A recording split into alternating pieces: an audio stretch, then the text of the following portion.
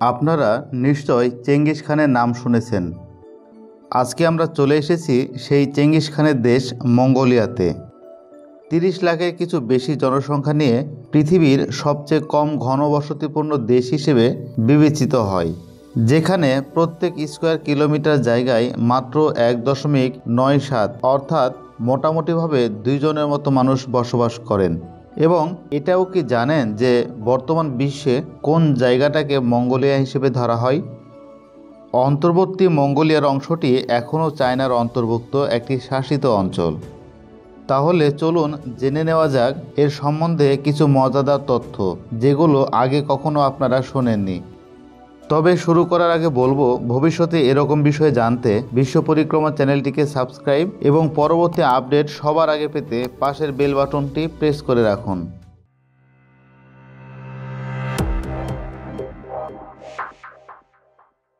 Asia মহাদেশের পূর্ব দিকে চীন দ্বারা বেষ্টিত দেশটি হচ্ছে মঙ্গোলিয়া।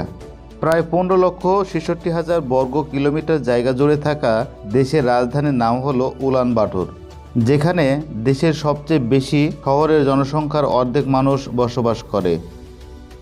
এই শহরের তাপমাত্রা খুব কম হওয়ার দরুন পৃথিবীর শীতলতম রাজধানী হিসেবে ধরা হয় এই শহরটিকে।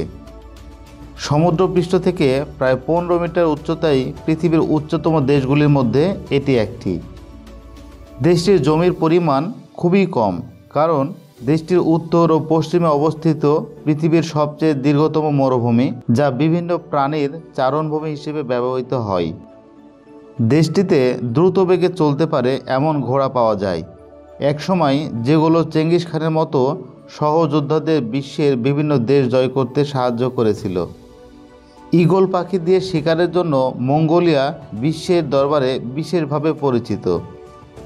এই দেশে এমন এক ধরনের উট পাওয়া যায় যারা অত্যন্ত ঠান্ডা এবং অত্যন্ত অল্প পরিমাণ পানি পান করে অনায়াসে বেঁচে থাকতে পারে এবং যাদের পেটের উপরে 2টি কোজ রয়েছে।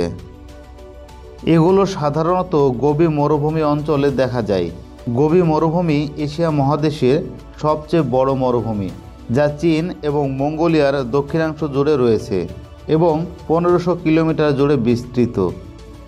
এটি বিশ্বের 3য় বৃহত্তম মরুভূমি। এর আয়তন প্রায় 95,96,000 বর্গ কিলোমিটার। বন্ধুরা নিশ্চয় শুনেছেন গ্রেট ওয়াল অফ চায়না সম্পর্কে, যা নির্মাণ হয়েছিল মঙ্গোলিয়ার আক্রমণ থেকে বাঁচার জন্য। আপনারা চেঙ্গিস খানের কাহিনী শুনেছেন, কিন্তু এই বীর যোদ্ধার জীবনের সাথে এমন কিছু কথা আছে যা হয়তো এর আগে কখনো আপনারা শোনেননি। তার জন্মের আগে মঙ্গোলিয়া উপজাতিরা ছোট ছোট অংশে বিভক্ত ছিল, কিন্তু চেঙ্গিস খানই প্রথম এই সমস্ত উপজাতি মানুষদের একত্রিত করে এবং একটি রাজ্য গঠন করে।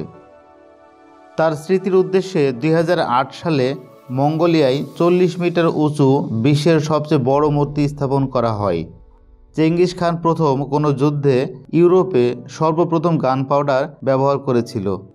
মঙ্গোলীয় ভাষার খালখা উপভাষাটি মঙ্গোলিয়ান প্রধান ও জাতীয় ভাষা, তবে মান্দারিন ভাষাও এখানে বেশ প্রচলিত।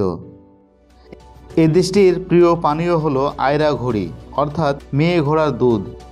একসময় পশুচারণ এবং চাষাবাদের উপর দেশটির অর্থনৈতিক ব্যবস্থা নির্ভর করলেও বর্তমানে খনিজ পদার্থের উৎপাদন এবং রপ্তানিতে দেশটি যথেষ্ট উন্নতি লাভ করেছে।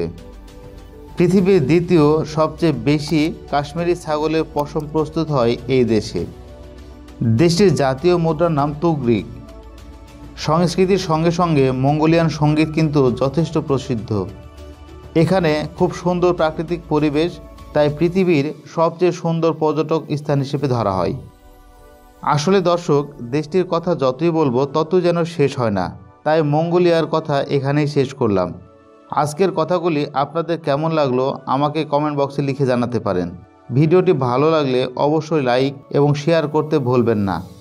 আবার দেখা হবে একটি নতুন জায়গার কথা নিয়ে। ততক্ষণের জন্য আপনাদের সবাইকে ধন্যবাদ।